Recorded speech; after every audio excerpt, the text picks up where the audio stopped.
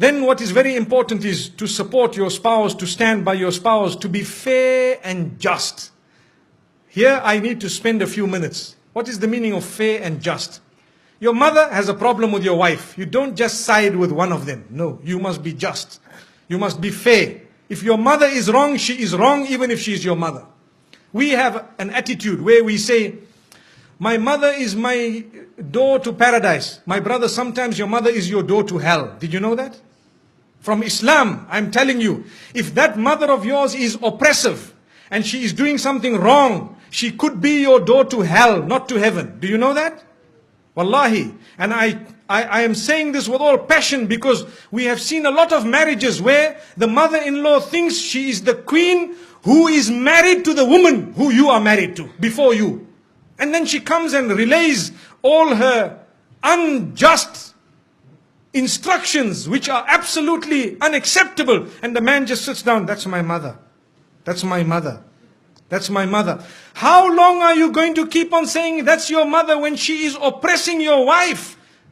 Something somehow, somewhere needs to be said. Either speak to your father or tell your mother, Mother, I love you so much. I did not marry this woman for her to be a means of taking my love away from you or your love away from me. The love I have for you is totally different from the love I have for her. So mother, I will love you forever, but I want to tell you this is the line you do not cross, my beloved mother. And you kiss her forehead, you can kiss her hands and her cheeks and tell her that my mother, you are wrong.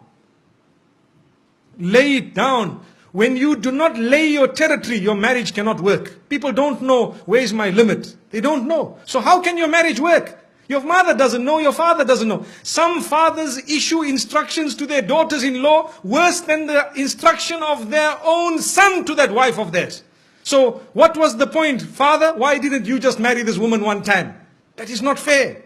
You cannot just come and say, that's my daughter-in-law, I must tell her, you stand here, you go there. No, they have their life. Give them their freedom. Understand, they too need to grow in marriage to live happily ever after. It's not just you who comes and dish instructions and go out. I know this, what I've said here might be a bit bitter for some people to digest, but it is a fact of life. It is a red button that we press, and we need to press it and constantly remind people. Because when you talk about happily ever after, remember, you need to address issues that are current and valid. Otherwise, you are wasting your time. I cannot speak about a fairy tale because none of us will then learn something by the time we walk out of these doors. So this is why we say you need to be just. Tell your father where he should stand with respect. And please, the parents, do not hate your child just because he needs a bit of time with his wife. No. Or the wife needs time with the husband or the children. No, allow them that. Let them go. You do not have to go everywhere your children go. We are going for a holiday, for example, to Penang or to Langkawi. So now father says, we are coming with. Okay, you come with, mashallah. The next year we are going to holiday, we are going to this place, we are coming with. The following year we are... So whenever did they go alone? Never. Why? Because mom and dad tag along. Give them once or twice, a few times, give them their own. Tell them, look, you guys go along, inshallah, enjoy yourselves, and next time we will join you. Perhaps you can arrange for us. Yes, it is very important to look after your parents. Believe me, we are not at all undermining that. That is a rule on its own. Look after your parents, but be just when it comes to your relation with them and the relation with your spouse. Be just. Even your children. Some people, and this happens in some homes, they have more than one child. So the children begin to get children. So those children who live with them in the same home, every time we shout them, we pick on them. Why? Because they live in the same home. And when the other son's children come, because they live far away, oh, my son, where were you? What happened? These children are watching. They are seeing, look at this grandfather of mine.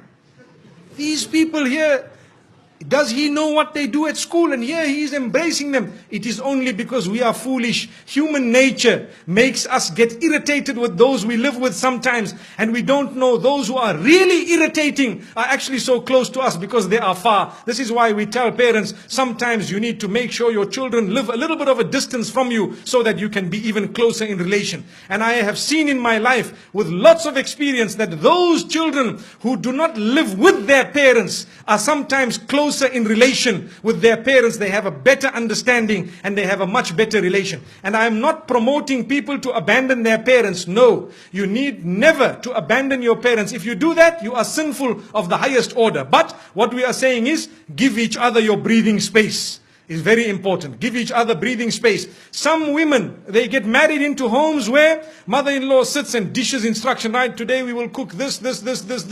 I'm inviting 20 people for lunch, 40 people for supper. Tomorrow morning, 60 people for breakfast. But hang on, man. I am one daughter-in-law here. We are a few people here. What's going on? If this happened once a while, it's okay. But you cannot just sit back and dish out instructions as though this is a restaurant. MashaAllah, if you really want, I have a friend who owns a restaurant known as Dine More down the road. Perhaps we can go there. MashaAllah. May Allah subhanahu wa ta'ala grant us goodness. I had to mention that because, there are a few restaurants we've been to here. And MashaAllah, the cuisine is something else. So my brothers and sisters, I'm just thinking of it, probably the cooks are males, not females. Remember this. When you say food is very nice, a sharp woman would say, well, that's a male cook. Which means now let's eat here every other day. May Allah subhanahu wa ta'ala grant us goodness. So the point being raised is be just, be fair, be balanced. You cannot keep it lopsided all along. Because you will have your children, they will grow up, they will get married. How do you like your daughter to be treated? Remember this.